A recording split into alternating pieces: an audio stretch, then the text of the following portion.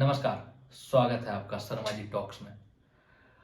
आजकल हम देख रहे हैं कि भारत में दो नामों पे बहुत ज्यादा चर्चा हो रही है और ये दो नाम है भारत की राष्ट्रपति श्रीमती द्रौपदी मुर्मू जी का और ब्रिटेन के भावी प्रधानमंत्री ऋषि सुनक का। हाँ, भावी प्रधानमंत्री ही मैं कहना चाहूंगा, क्योंकि यदि सब कुछ ठीक रहा तो ऋषि सुनक बहुत जल्द ही ब्रिटेन के आगे बढ़ने से पहले आप लोगों से मेरा एक आग्रह है कि इस चैनल को सब्सक्राइब करें। वीडियो यदि अच्छी लगी तो लाइक करें और शेयर दबा के करें। अब मैं ऋषि सुनक का दिया गया एक बयान आप लोगों को बताना चाहूंगा, जो कि ब्रिटेन के एक अखबार के इंटरव्यू के दौरान उनके द्वारा दी गई। उन्होंने कहा है, मैं पढ़ के बताता हूं। मैं ब्रिटेन का नागरिक हूं, लेकिन मेरा धर्म हिंदू है। गौर कीजिएगा इस बात पे। मैं ब्रिटेन का नागरिक हूं, लेकिन मेरा धर्म हिंदू है। भारत मेरी धार्मिक और सांस्कृतिक विरासत है। मैं गर्व से कह सकता हूं कि मैं हिंदू हूं और हिंदू होना ही मेरी पहचान है। एक बार सोच के देखिए, ये इस प्रकार की बातें भारत में रह के यदि कोई व्यक्ति कर देता तो उसकी क्या हालत की जाती।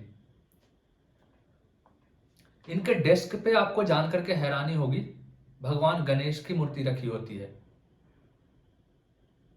इन्होंने जब ब्रिटेन के वित्त मंत्री के रूप में शपथ ली थी तो भगवत गीता पे हाथ रख के शपथ लिया था। और आज हम देख रहे हैं श्रीमती द्रौपदी मुर्मू, जो कि जब उनके नाम की घोषणा की गई भारत के भावी राष्ट्रपति के रूप में, उस वक्त वो सबसे पहले अपने गांव गई और अपने कुल देवता के मंदिर में जाकर के नंदी के कानों में धन्यवाद किया और शंकर जी की पूजा अर्चना की। और उस पूजा अर्चना के बाद मंदिर में अपने परंपरा के मुताबिक सेवा दी, जाकर के वहां झाड़ू लगाया और तब जाकर के वो दिल्ली पहुंची। और उनका दिया गया सिर्फ एक छोटा सा बयान कि मुझे गर्व है कि मैं हिंदू परिवार में पैदा हुई। इस पे विपक्षी जिस प्रकार की बयानबाजी कर रहे हैं और जिस प्रकार की राजनीति हो रही है, ये हैरान करने वाला है। क्या एक आदिवासी महिला अपने धर्म के बारे में नहीं बात कर सकती है? और सोच सकते हैं कि पिछले 70 सालों में देश को किस प्रकार से चलाया गया है। एक महिला जिसे कि राष्ट्रपति का उम्मीदवार बनाया जाता है और वो अपने प्रचार के दौरान में कहती है कि मुझे गर्व है कि मैं हिंदू हूं और अपनी परंपरा, अपनी संस्कृति, अपने संस्कारों को मानते हुए मंदिर जाती है, तो इसमें इन विपक्षियों के पेट में दर्द होने लग जाता है। किस प्रकार से कैथोलिक चर्च के इन्फ्लुएंस में देश की सरकार चल रही थी, इसी बात से बिल्कुल साफ हो जाता है। और इन आदिवासियों को किस प्रकार से दबाया जा रहा था, इनकी धार्मिक आजादी को, इनकी संस्कृति को, ये आप समझ सकते हैं। क्या आदिवासी हिंदू नहीं है? और हिंदू होना क्या कोई शर्म की बात है? इनके बयानों से तो ऐसा ही प्रतीत हो रहा है। इस महिला ने अपने जीवन की शुरुआत ही इतने संघर्षों के साथ किया है कि इनकी बहादुरी की गवाही वही देती है। इनके जीवन की शुरुआत ही एक शिक्षक के रूप में हुई। उसके बाद पंचायत चुनाव लड़के ये आगे बढ़ी हैं और अलग अलग पदों पर रहते हुए आज देश की राष्ट्रपति के रूप में स्थापित हुई हैं। अपने जीवन में इन्होंने पति को खोया, एक के बाद इनके दो बेटों की हत्या हो गई।